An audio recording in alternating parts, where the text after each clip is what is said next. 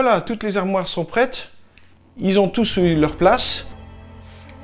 Maintenant, il faut faire la finition. Donc, les plaques, les plinthes, il y a le luminaire aussi. Alors, il y a encore beaucoup de boulot. Alors, restez regarder surtout. Prenez une pile de planches qui s'insère exactement entre les armoires. Vissez les planches de cette pile l'une à l'autre afin de pouvoir combler parfaitement l'espacement.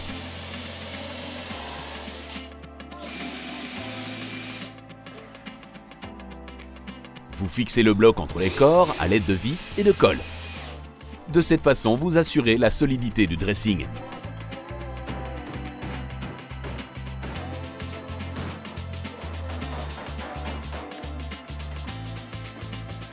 Nous installons une double plinthe que nous finissons avec une bordure fraisée. Commencez peut-être par dessiner la forme souhaitée, puis trouvez les têtes de fraisage correspondantes.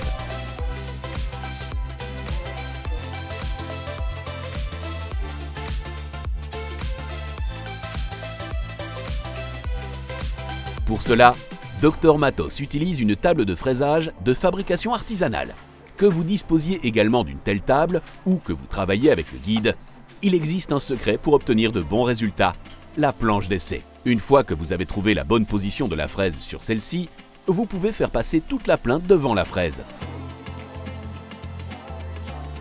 La plinthe, ou oui, la double plinthe, peut alors être tirée contre la plinthe. Étape suivante, la bande LED. Utilisez le rail LED pour déterminer sa position et régler la scie plongeante manuelle. Là où le rail doit passer, faites plusieurs coupes juxtaposées. Puis un mouvement de va-et-vient avec la scie et vous avez l'encoche parfaite.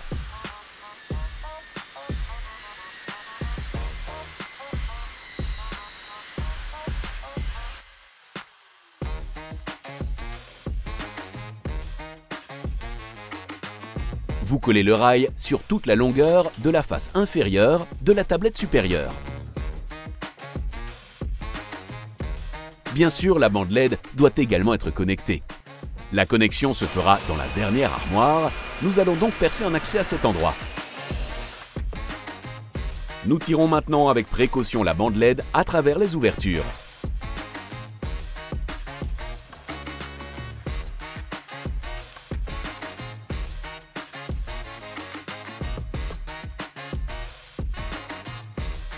Le collage se fait à partir du point final.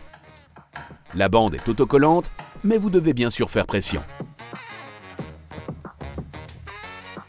Au point de départ, le récepteur de la télécommande. Il fonctionne. Au fond du placard, à l'arrière, nous allons encore tirer un câble. Une prise de courant peut alors y être fixée.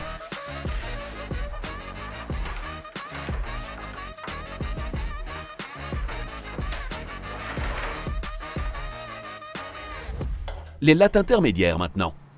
Ces lattes vont cacher l'espace entre les différentes parties. Nous allons de nouveau fraiser pour plus de détails. 3 rainures semi-circulaires cette fois.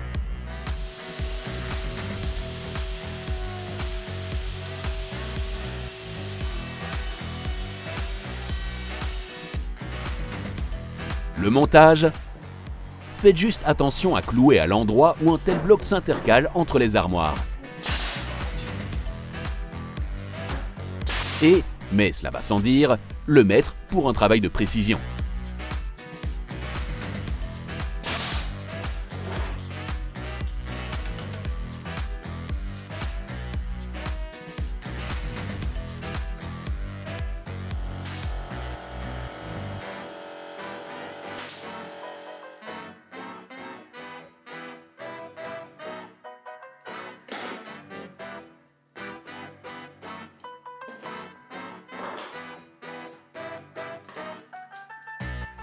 Autre finition, les tablettes pour les chaussures reçoivent une latte d'arrêt. Vous savez, tous ces détails de finition, ce sont tous des travaux modestes, mais cela finit par s'accumuler. Toutefois, il est bon de prendre ce temps supplémentaire à ce stade. En fin de compte, cela permet de faire évoluer le résultat final de basique à haut de gamme. Et il en va de même pour ces lattes. Petit effort, grand attrait. Nous allons réaliser les tiroirs. Il y a plus d'un tiroir.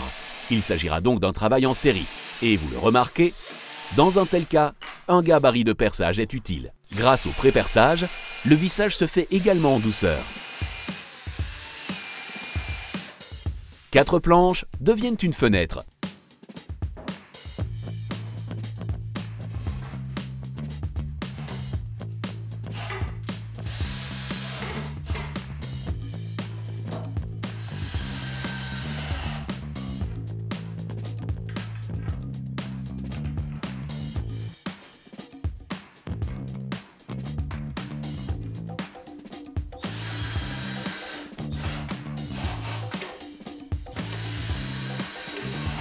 Et puis un fond est déposé par-dessus.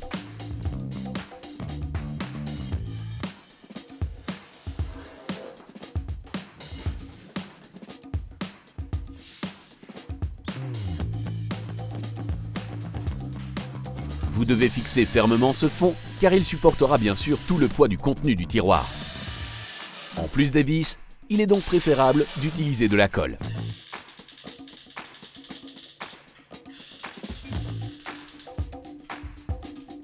Le fond est également l'élément qui va fournir l'angle droit.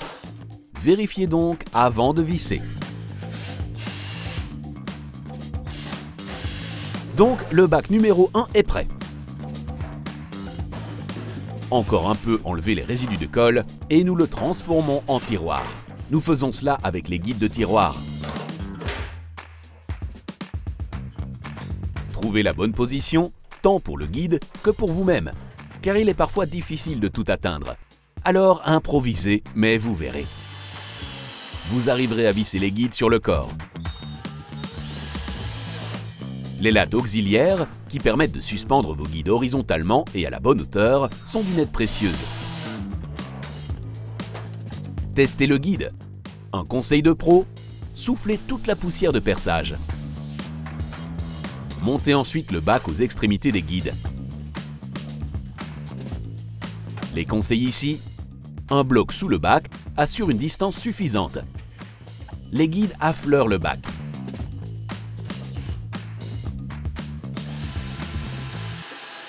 Voilà, ce tiroir coulisse. La finition est assurée par une façade de tiroir. Et vous vous y attendiez peut-être, nous allons achever la façade du tiroir par un bord fraisé.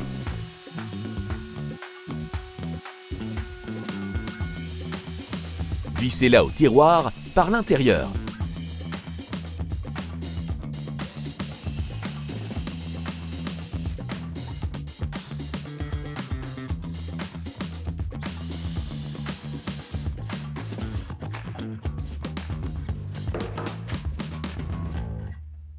Puis la poignée. Mesurez la largeur de la façade du tiroir moins la largeur de la poignée. Vous divisez cette distance par 2 pour trouver la position de la poignée. Toujours en termes de hauteur, ce type de poignée est préférable lorsqu'elle est placée au milieu.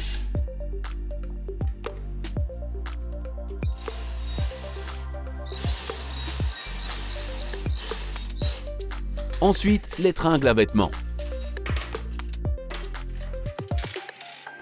Cette tringle est coupée sur mesure avec une telle précision qu'elle se coince déjà dans l'armoire sans l'aide de vis. Idéal pour tester et marquer la bonne position. Mais bien entendu, il vaut quand même mieux utiliser des vis. Même plus d'une vis, car tenez compte du fait que ce crochet doit supporter un poids important.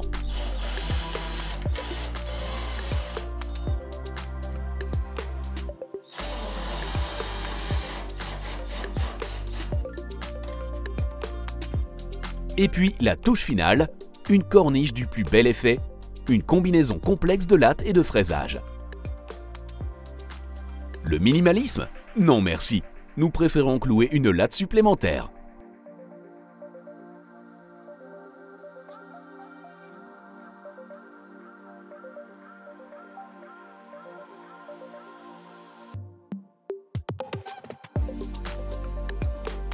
Mais on s'aperçoit en accrochant que cette abondance prend tout son sens à cet endroit. Cela termine la partie menuiserie. Nous n'entrerons pas dans les détails de la peinture de ce projet, vous trouverez de toute façon les conseils de peinture nécessaires sur le site web. Comme vous le savez, le MDF reçoit d'abord une couche d'après. Nous l'appliquons avec un pistolet de pulvérisation.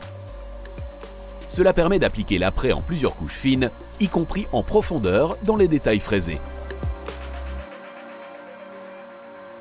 Après l'après, vous poncez encore un peu. Vous usinez les surfaces et finissez les détails avec un morceau de papier de verre plié ou roulé. La couche de finition est une peinture laquée de couleur grège subtile. La brillance de la peinture fait ressortir les détails. Nous utilisons un pinceau pour obtenir la texture traditionnelle du bois peint.